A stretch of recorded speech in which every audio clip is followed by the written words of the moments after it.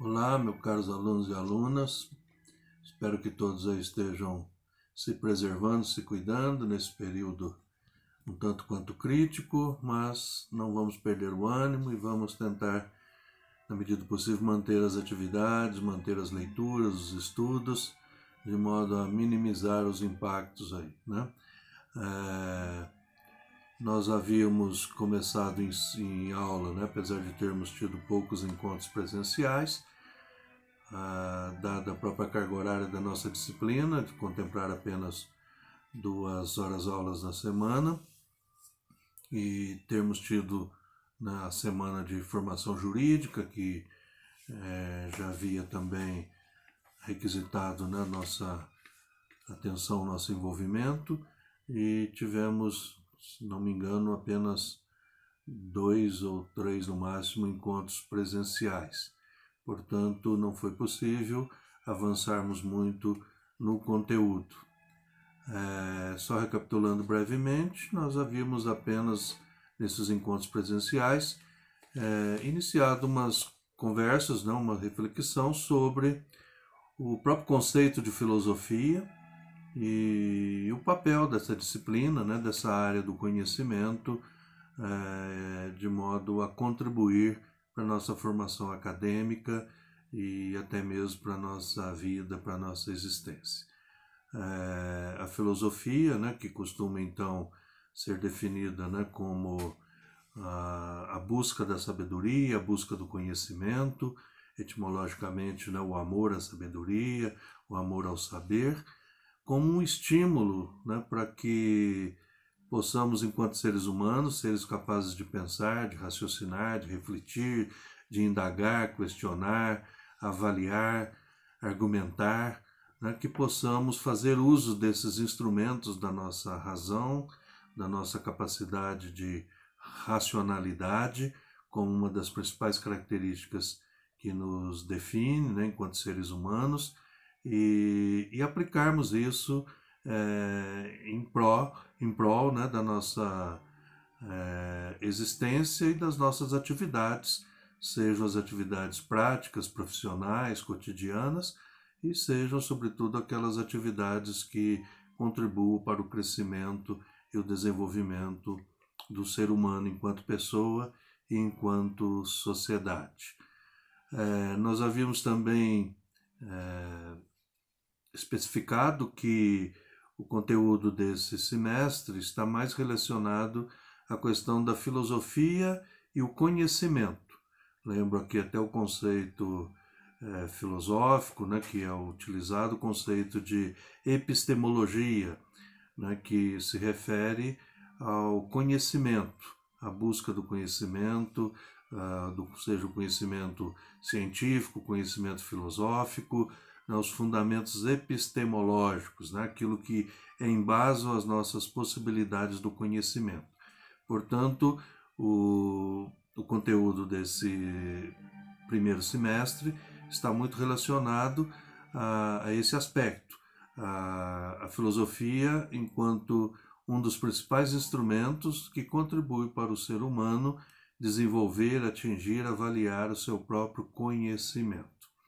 E isto vai de encontro, né, aos 2 textos que eu selecionei para a leitura de vocês na primeira semana dessa quarentena, e, na verdade, antes dela, né, que havia sido proposta a atividade, né, da produção de um texto com base na interpretação desses 2 textos, e depois, né, entramos na semana da quarentena e vocês puderam elaborar. Alguns alunos ainda não enviaram, eu deixei aberto no sistema até o dia 31, mas eu creio que a grande maioria já enviou, inclusive já foram esses trabalhos avaliados.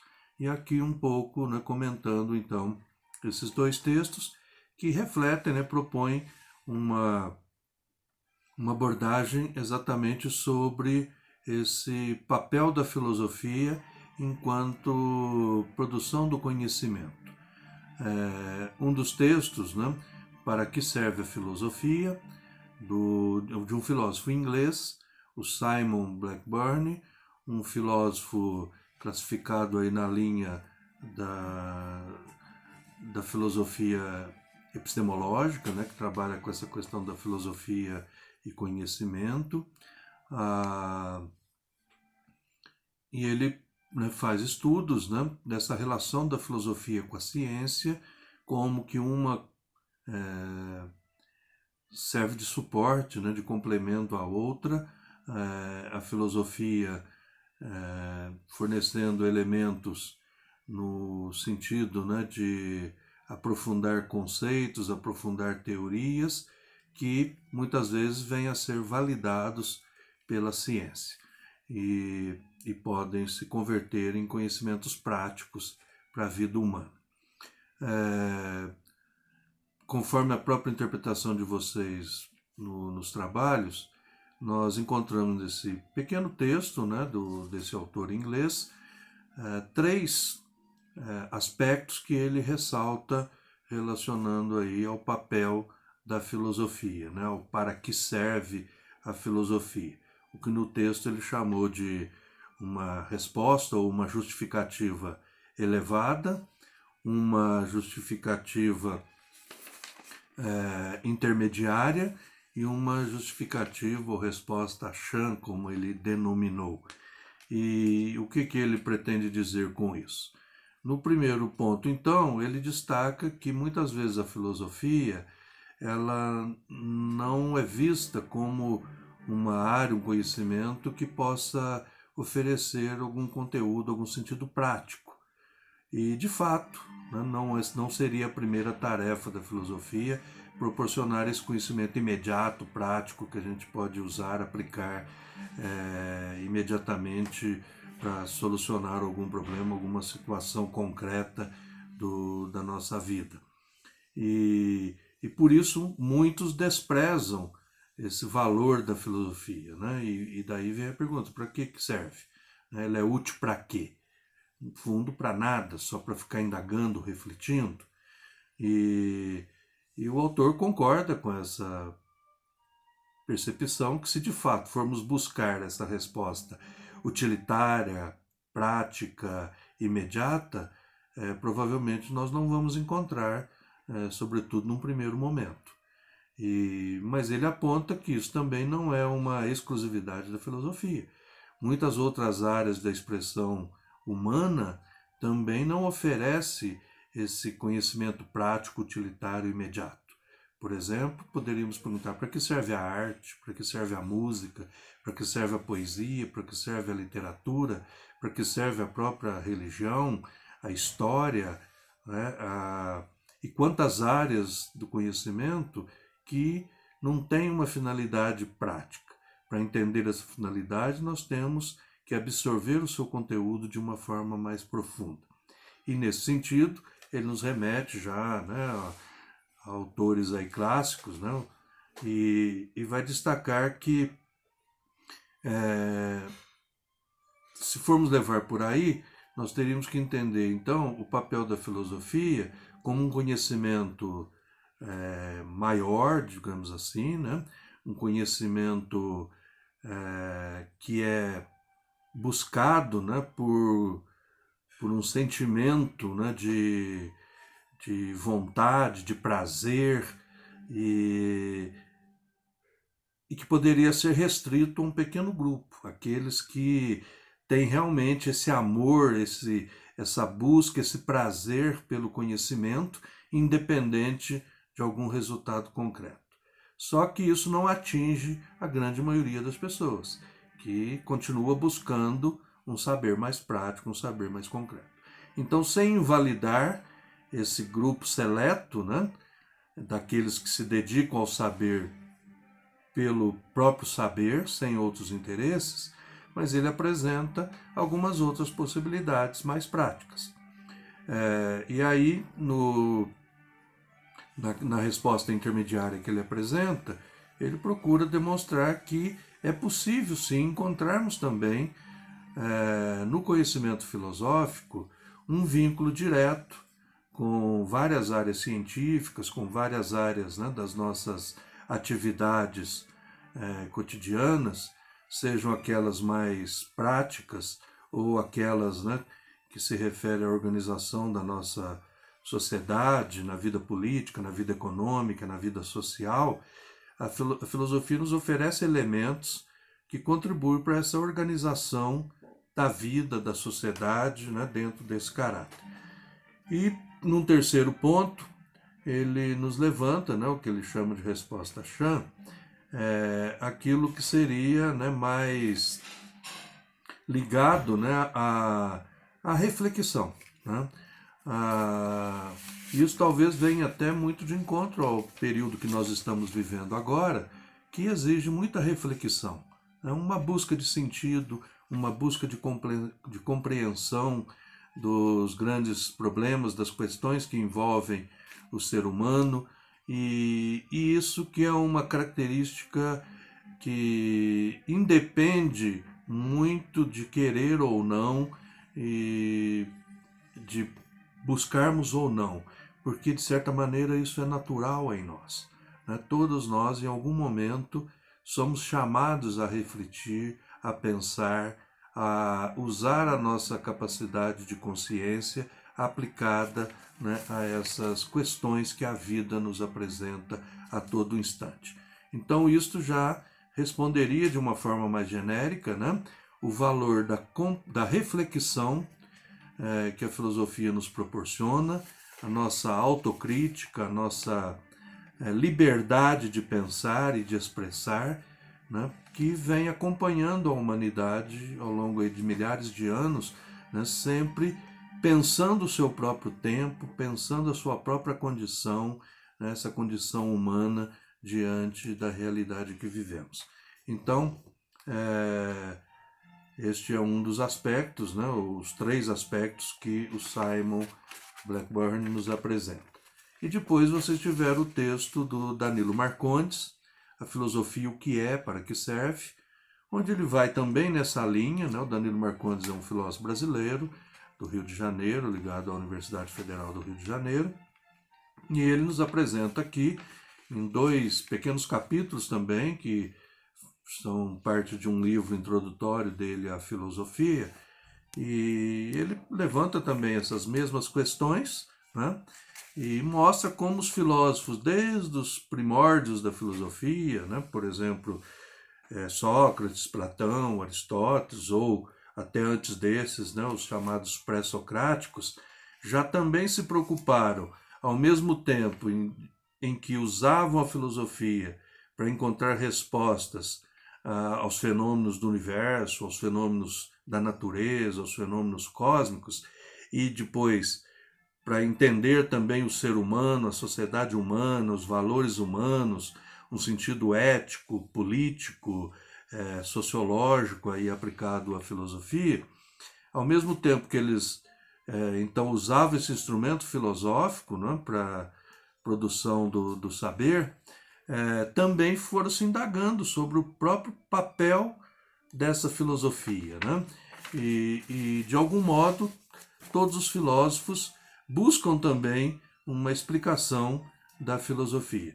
Desde aquela, né, mais básica, que o autor aqui levanta até atribui a Platão, né?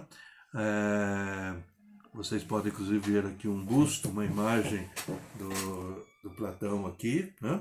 Que é um dos filósofos que eu particularmente até tenho preferência, e que ele coloca, né, que esse uso do nosso pensamento abstrato, do nosso intelecto, nos possibilita nos aproximarmos de uma certa busca da verdade, do esclarecimento sobre a verdade das coisas. Né? Isso é até um tanto quanto complicado também, né? Porque o conceito de verdade acaba sendo um conceito muito relativo, muito subjetivo. Teremos filósofos que vão até duvidar da existência de uma verdade das coisas, né? Se é possível atingir a verdade pelo conhecimento.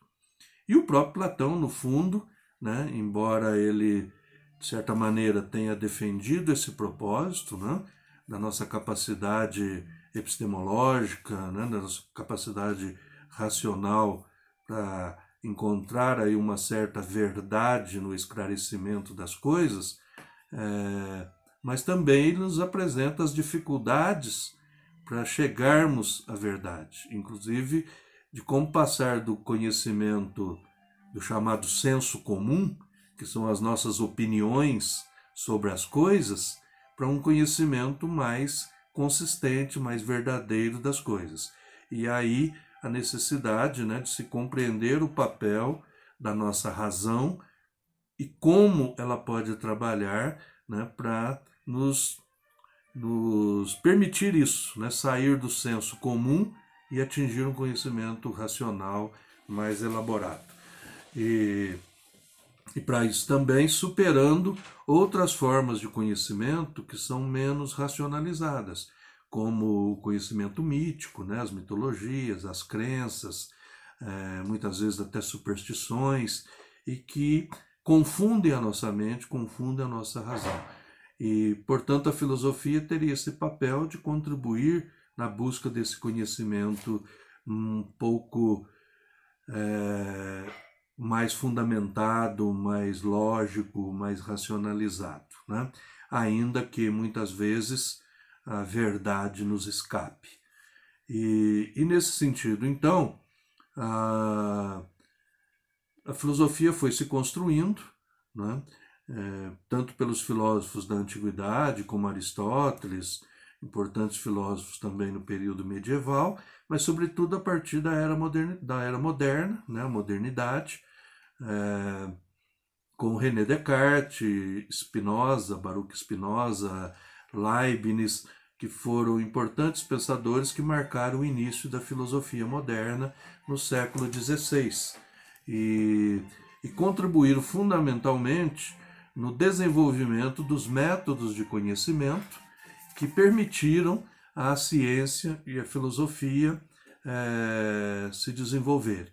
Né? São chamados os pais do racionalismo moderno, e esse pensamento racional que se propagou ao longo do século XVI, XVII, chegando até o século XVIII com um grande movimento denominado Iluminismo, né? E uma nova era que marcou aí a modernidade, essa confiança no conhecimento racional,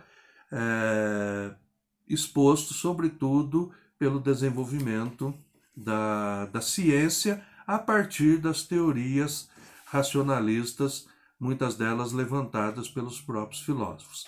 E, paralelamente a isso, desenvolveu-se um movimento chamado empirista, ou empirismo, com importantes pensadores também, que contribuíram para a formação dos métodos mais empíricos, ou seja, mais experimentais, aplicados à ciência e que permitiram o desenvolvimento das várias ciências. O texto cita alguns, Pierre Gassendi, e alguns mais conhecidos como John Locke, George Berkeley, Francis Bacon, Thomas Hobbes, os chamados empiristas ingleses, né, que foram fundamentais para o desenvolvimento dos métodos das várias ciências, as ciências exatas, as ciências biológicas, as ciências da natureza,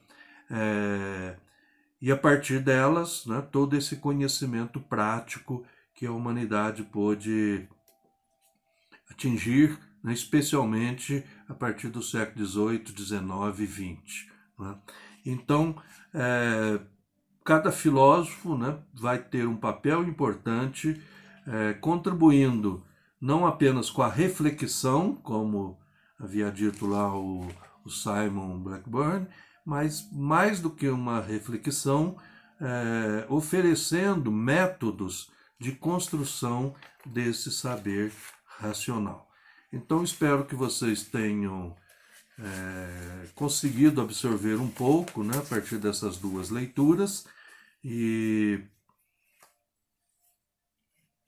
podemos aí, né, avançar um pouco mais. Eu deixei para vocês, então, na semana que passou, e daremos sequência nesta semana que entra também, já um outro texto, né, o autor é Tiago Teixeira, falando sobre o mito e o senso comum, né, e para a gente prosseguir um pouco nessa compreensão aí da separação dos tipos de conhecimento.